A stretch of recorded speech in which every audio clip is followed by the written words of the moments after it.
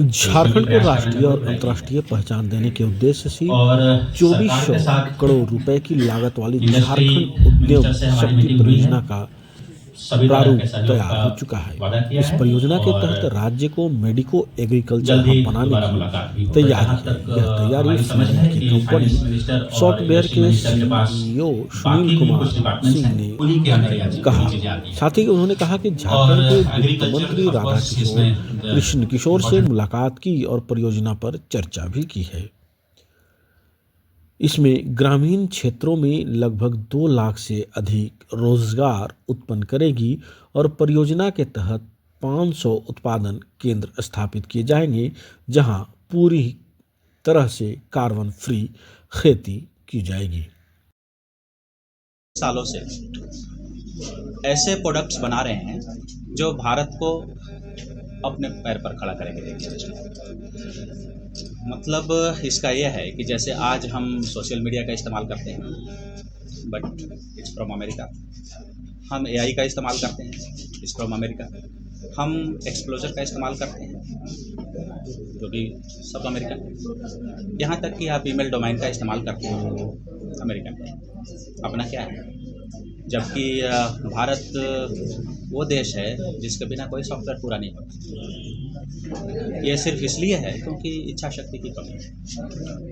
और as a tech company हमारे लिए ये एक आन बान शान की भी बात थी कि एज ए भारतीय हम 24 सालों से वहाँ हैं और ये सब कुछ करने में हमारी कंपनी सक्षम है, फिर भी हम नहीं कर पा रहे हैं। ये निराशा की बात है।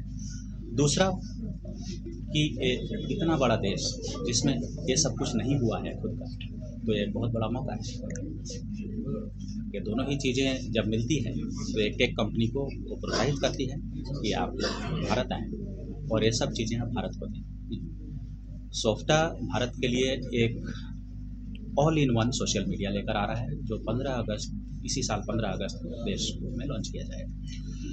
वो जैसे चाइना में वीचैट है, नेटवर्किंग, वीडियो शेयरिंग, पेमेंट से लेकर न्यूज और audio video calling, group calling, ये सब कुछ उसके एक ही के अंदर है। और उसकी सबसे बड़ी खासियत ये है कि वो टोटली इनक्रिप्टेड है। यहाँ तक कि मीडिया में जो आप वीडियो रील जो भी कुछ अपलोड करते हैं वो इनक्रिप्टेड है, कोई नहीं निकाल सकता। सेफ्टी के पैमाने पर वो दुनिया का पहला है जो इस लेवल का होगा। उसको इसीलिए ऐसा डिज़ाइन किया गया क्योंकि भारत की 70% आबादी तो ये जानती ही नहीं है कि हम डाल रहे हैं तो यहाँ से निकल पाएगा कि नहीं निकल पाएगा या क्या होगा।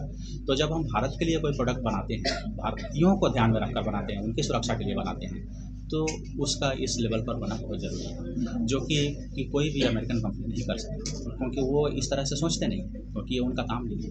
वो यहाँ बिजनेस करने आते हैं, भारतीयों के बारे में सोचने नहीं। और दूसरा जेनरेटिव एआई, भारत में भी हम जेनरेटिव एआई तैयार कर रहे हैं, जो वो भी उस लेवल पर होगा जो कि भारत की भाषाई और सांस्कृतिक विविधता को तोड़ेगा, क्योंकि भारत एक बहुसांस्कृतिक और भाषा वाला देश है। यहाँ पर कोई भी एक तरह का टेक्नोलॉजी काम नहीं करता। वो टेक्नोलॉजी भारत के हिसाब से अगर डिज़ाइन करना है तो उसके मूल में भारतवंशी का होना बहुत ज़रूरी है। और हमने उसी चीज़ को पकड़ा है कि भारत में ये बहुत बड़ा स्पेस है, जो कि अगर हम इसको बिजनेस के रूप में देखें तो भी, इनोवेशन के रूप में देखें तो भी, और कामयाबी फ्यूचर के रूप में देखें तो भी, ये पूरा का पूरा ग्राउंड खाली था। हमने इसको कवर किया और पिछले 10 साल से लगातार सॉफ्टवेयर इसी में इनोवेट कर रहे हैं। झारखंड में क्या संभावना देखते हैं, क्यों झारखंड में ये परियोजना को इसलिए चुना गया है क्योंकि झारखंड स्टिल अनटच। झारखंड में अफवाहें हैं कि ज़मीन की समस्या है, तो ट्राइबल कानून है, ये है वो है। ये सारी चीज़ों के कारण एक ऐसा माहौल है कि कंपनियाँ यहाँ नहीं आ सकती। और जब हम यहाँ रिसर्च कर रहे थे चीज़ों पर, तो हमें समझ आया कि ऐसा कुछ नहीं है। ठीक है, कुछ लेवल पर वो चीज़ें हैं कि आप ज़मीन खरीद नहीं सकते आप, लेकिन ऐसा तो नहीं है कि अगर कंपनियों को काम करना है तो जो 1000 नीतियाँ बनाते हैं वो 1011वां नहीं बना सकते, वो और भी नीतियाँ बना सकते हैं ना।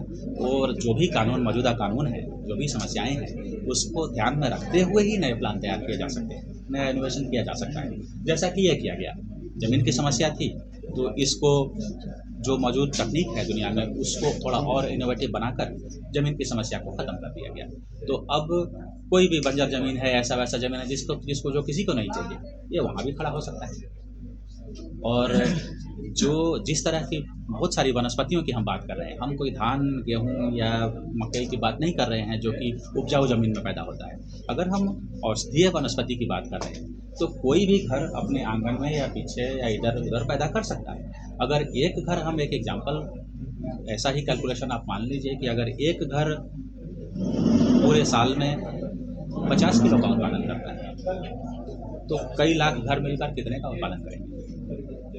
क्या देश में उतना उत्पादन होता है? नहीं होता है।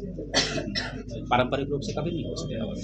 तो ये लोकल हब्स जो हर एरिया में होंगे, इनका काम ही यही होगा कि ये खुद तो उत्पादन करेंगे, लेकिन ये गांव वालों को भी प्रोत्साहित करेंगे कि आप भी करो, क्योंकि ये एक्स्ट्रा है। आप जो खेती कर रहे हैं धान, गेहूँ, मक्के की, वो तो आप करें ही, उसमें आपको कोई रुकावट नहीं है, वो करें, वो आप कर रहे हैं। ये एक्स्ट्रा है, ये उनकी इनकम को बढ़ाएगा, उनको और सक्षम बनाएगा और उनको ये एहसास दिलाएगा कि जो आसपास झाड़ियाँ उगती हैं उनमें भी पैसा है।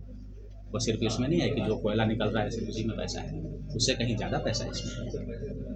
और आज के समय में अंतर्राष्ट्रीय हालत ऐसा है कि यूरोपीय कंपनियाँ या अमेरिकन कंपनियाँ या कहीं भी दुनिया में जो बड़ी कंपनियाँ हैं, उन्हें ये माल चाहिए। बीमारियाँ बढ़ती जा रही हैं, दवाइयों के लिए और चीज़ें चाहिए और जेनेटिक रिसर्च करने की ज़रूरत है। आपने सुना है, सभी ने सुना है चीज़ें कि एंटीबायोटिक का असर खत्म होते जा रहा है।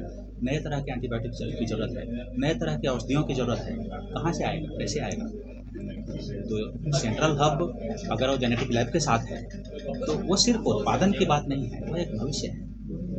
वो नए नए चीज़ें क्रिएट करेगा, नई तरह की चीज़ें, संभावनाओं को तलाशेगा। जब 1000 वनस्पतियाँ अगर आज होती है तो कल को 3000 होगी।